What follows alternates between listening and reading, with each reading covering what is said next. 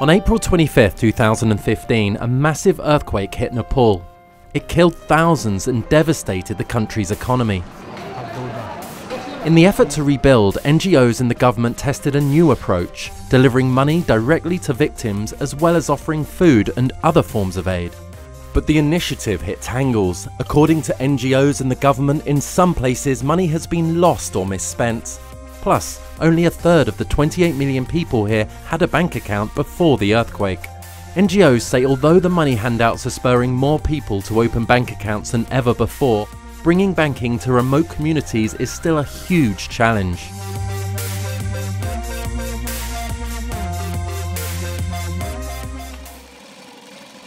When the earthquake struck 2 years ago, Sabitri Paria's 3-story house was flattened and the cattle she owned died.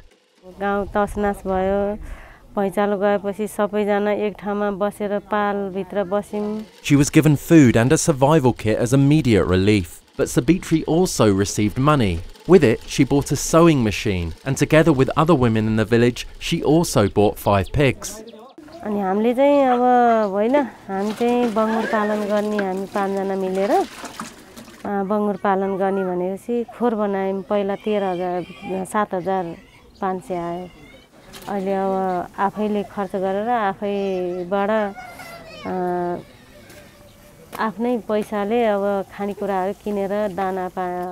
idea behind handing out cash is, the people know their needs better than Western NGOs or the government in times of crisis. Aid organisations estimate that around 10% of the aid in Nepal has been distributed in money handouts. That's more than 3 times what was given in similar crises in other countries. But experts say that cash programs rapidly got out of control. Some people tried to take advantage of the per-household handout system by divorcing or splitting their households to be eligible for several grants. Both NGOs and the government reported that payments were made twice to some people and not at all to others. They also said that sometimes money disappeared during distribution. Last year, the government decided to step in.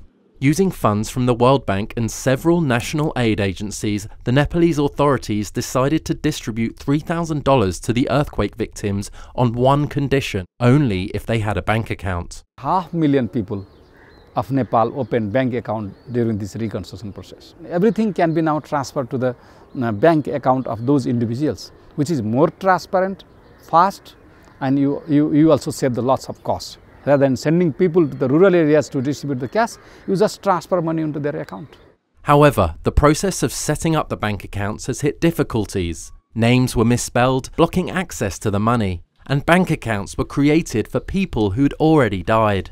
And some of those given accounts didn't even know what they were or how to access them. So we have to convince them that the accounts are their own. It's not the bank account. Banks can't use it, government can't use it.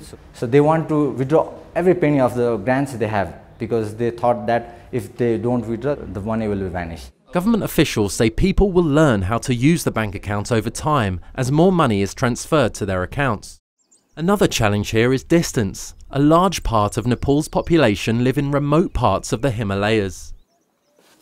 It's a one-day walk to the first bank branch from Sapana Subkota's village. Over a year after the earthquake, she and her husband were offered $500 by the government through a new bank account, which they haven't used since they received the grant. They say they had to use the money from the government to pay back part of a high-interest informal loan they had to take out to survive after the quake.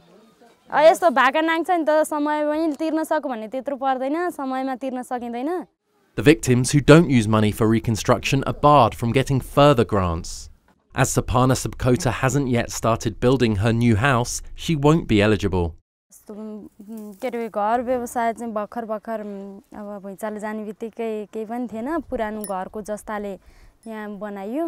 government says it's giving money in installments so that it can ensure it's being used for reconstruction and to avoid the misuse of funds.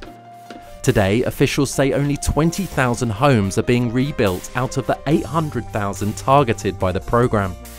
Several NGOs are running financial inclusion drives to help people open and use bank accounts in remote Himalayan regions. One push is for branchless banking, where small shops become agents for banks. BLB agent भइसके पछाडी चाहिँ अब जस्तै तपाईले खाता खोल्न सक्नुहुन्छ खाता खोल्नुहुन्छ खाता खोलिसकेपछि चाहिँ बैंकिङको हरेक सुविधाहरु यहीँबाट पाउनुहुन्छ Nepal's government and some NGOs are still debating if giving cash directly to the people is the best way to rebuild the country.